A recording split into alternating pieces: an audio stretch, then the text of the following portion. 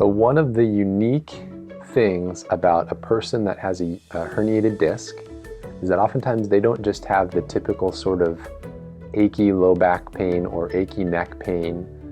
They have other symptoms. Most of the time they have other symptoms that are on top of that. Things like pain that radiates down a leg, down the back of their leg or the side of their leg, or pain that radiates into a shoulder or an arm or a hand. And the reason for that is because a herniated disc, by its nature, we know that we have vertebrae and we have discs in between those vertebrae. They act as cushions, right? We constantly have downward force because of gravity being applied to those discs, and they are created to withstand gravity and some, whatever we add to it most of the time.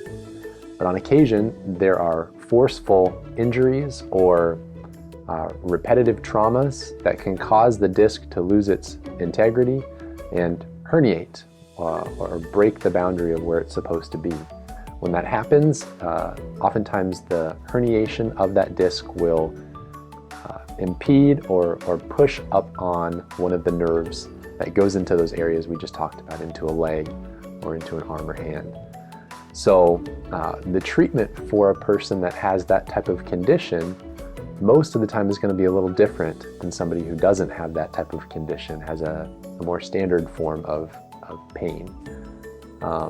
One of the most important things to consider is that the extent of a herniation is significant as well. Sometimes there are what are called disc extrusions, which mean it's probably one of the more extreme forms of a disc herniation. You can figure those things out by getting an MRI most of the time. And once again, it's a circumstance where oftentimes we will send them for a neuro consult instead of being treated here. But for those that have more typical disc herniations, probably the most important detail is called decompression of their spine. So what we will typically do here in our office during any sort of treatment process is place a patient on the table, most of the time laying on their back, and manually decompress their spine, whether it's their low back or their neck, by tractioning and pulling their spine into a position that takes the pressure off of that herniated disc. There are fancy tables, there are fancy pieces of equipment that you can purchase as an individual or go to other offices to receive, and those are great as well, but we've found a lot of success in not needing to take those steps. Just being able to do it very conservatively, very methodically, and very consistently most of the time for people. Taking pressure off of the injured disc and giving it time to heal as you improve the mobility of the spine, the muscle length surrounding it, making sure those muscles aren't pulling it into a state of compression again. And a lot of those patients, most of those patients, see a lot of awesome success. When you take and have a disc injury, a disc is very much like the ice cream between two cookies. I tell patients that if you don't, probably the best form of treatment for a disc is to not get a herniated disc. That's the best thing. So there's a little thing that I tell patients, and that is a disc is between two vertebrae. And what holds it in place are these things called Sharpie's fibers. It looks like a mesh screen around the outside of it that attached to the bone above and bone below, and it holds this gelatinous thing in the middle. The disc is a shock absorber, and it's also a spacer that keeps the nerve hole open. When you take and have the bones go into a position that it starts to compress it, the action that typically does it, if you take the Sharpie's fibers and half of them are going this way and half of them are going this way, then any time that you take and turn your body, twist, and then you do an action like lean, half the fibers are loose, which means that then you should never do two movements at once with your spine. You can twist, you can bend forward, and you can bend sideways, but don't do two movements at once. Because if you bend it, then the Sharpie's fibers, you only have half of them holding it. the disc itself is very dynamic. So when you lean and it has only half of its structure holding it, it will take and stretch those Sharpie's fibers and bulge. That's a disc herniation.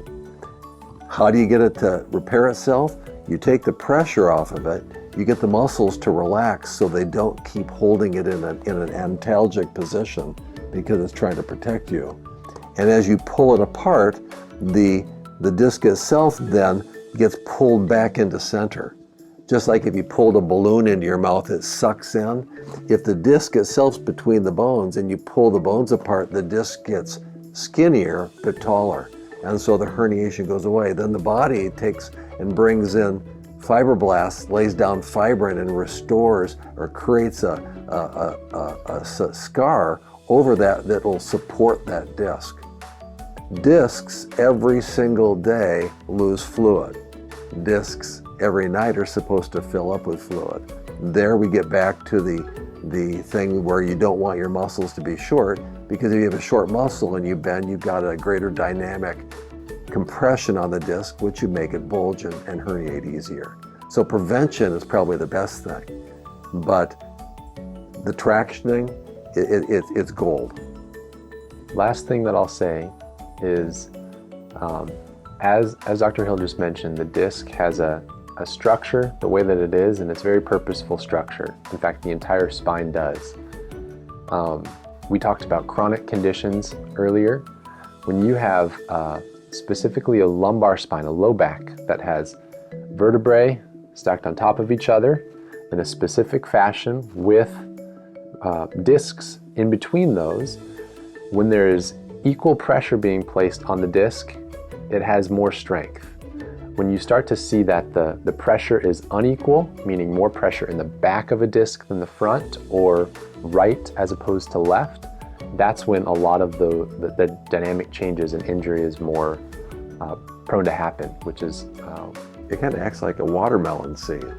Yeah. You know, if you squeeze a watermelon seed, it goes that way. So if you have a wedge of your disc because the spine's going that way, that disc's going to go that way all the time and create dynamic pressure. Yeah. Yeah. So when you understand what ideal looks like in terms of the structure of the spine, and you work towards improving your current status to be more like what that ideal looks like, the person wins almost every time.